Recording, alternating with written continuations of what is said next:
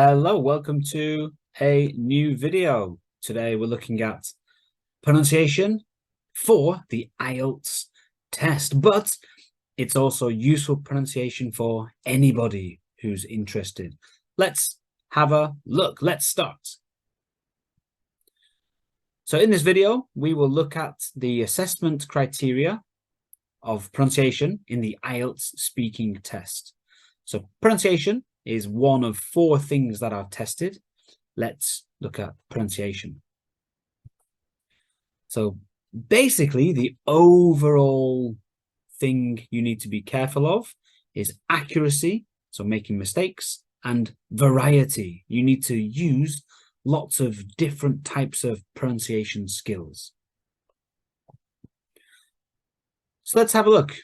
We've got word stress, spelling and pronunciation, sentence stress, intonation, chunking, and using pauses. We're going to have a quick course on these types, this variety of pronunciation. First, word stress. So have a look at the words. N means noun, V is verb. Is the stress the same or different? Pause the video, have a try. Okay, if you're ready, listen to me. Record, record. Present, present. Object, object. So the syllable stress, the stress in the word, changes position depending if it's a noun or verb. Record, record. Present, present. Object, object. So that's one thing you need to be careful of in the test, is where is the syllable stress? Also, you need to think about word groups or word families. Does the stress change position? Pause the video, say these words. What do you think? Okay, listen to me. Photograph, photographer, photo, photographic, photography. Okay, the syllable stress moved around. All right. Photograph, photography, photo, photographic, photography. Number 2 is photographer. So yeah, be careful. You will be asked questions in the speaking test on some topics, so you might have to use many words from the same word family.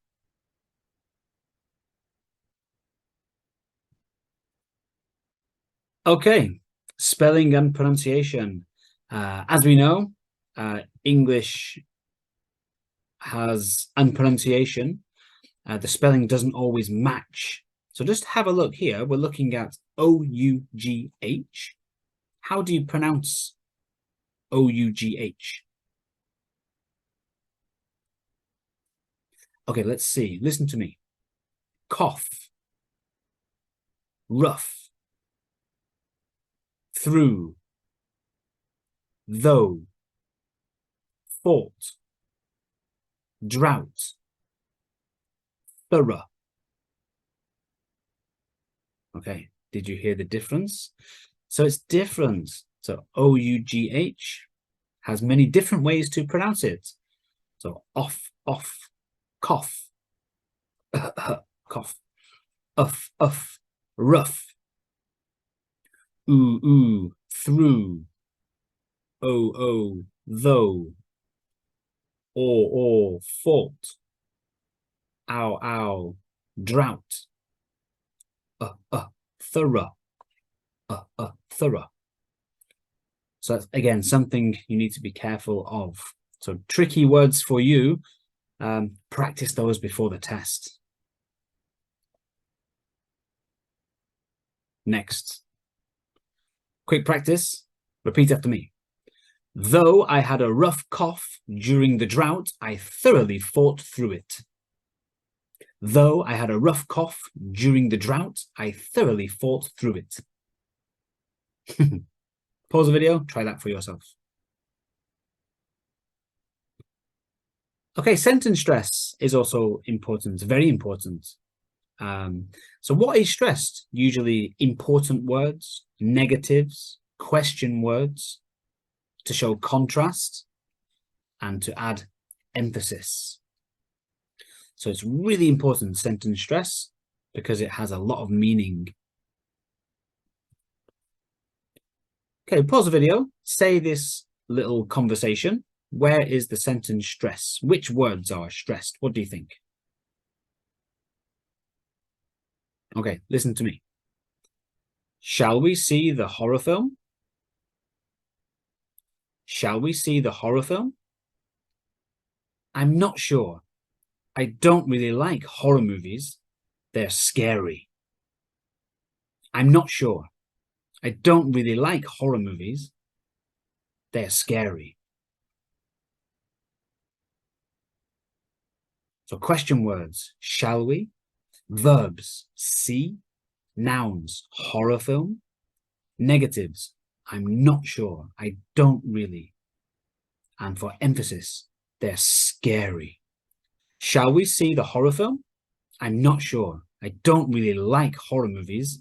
They're scary. So some languages don't have sentence stress, really. English does, so please practice. Intonation. So your intonation should rise and fall naturally. Does this sound natural? Did you hear? Your intonation should rise and fall naturally. Does this sound natural? Okay, so using intonation can make your English sound really natural, really good. Your intonation should rise and fall naturally. Does this sound natural? But a flat intonation sounds like you are reading and doesn't sound natural. Yeah, a flat intonation sounds like you are reading and doesn't sound natural. So yeah, you really need to use intonation to make your speaking sound natural and sound good. Flat intonation sounds unnatural. It sounds like you're remembering, you've memorized your answer, or you're reading your answer, which is not good for a speaking test. Okay, chunking and pauses. So chunking is like a group of words, and then we add a pause. So this is very important in part 2, when you have to speak on your own for 2 minutes. So let's have a think. Usually we pause after a comma, after a full stop, period, if you're American, use American English. And we often pause in the middle of long sentences. That's a long sentence. And to add emphasis. So have a look at this little story that you might say in part 2. Where do you think? Where do you think is a good place to add a pause? Okay, listen to me. On the first day, our train was delayed, so we didn't arrive in London until late. That night, we just ordered a takeaway pizza to the hotel. But it was delicious. Did you notice little pauses?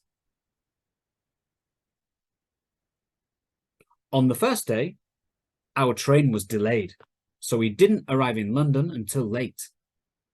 That night, we just ordered a takeaway pizza to the hotel. But it was delicious. Yeah, on the first day, comma, pause, our train was delayed, so we didn't arrive in London until late. That night, we just ordered a takeaway pizza to the hotel. But it was delicious. Little pause for emphasis. All right. More practice. So we've looked at stress, sentence stress, intonation, chunking, pauses, all these things we've practiced. I have videos for each one of those. Check the links in the description to practice each of the things mentioned today in this video. All right, that's it. Good luck with your test. If you're worried about speaking and pronunciation, click around. I have lots of useful videos, which I'm sure can help you. All right, good luck and see you next time. Bye-bye.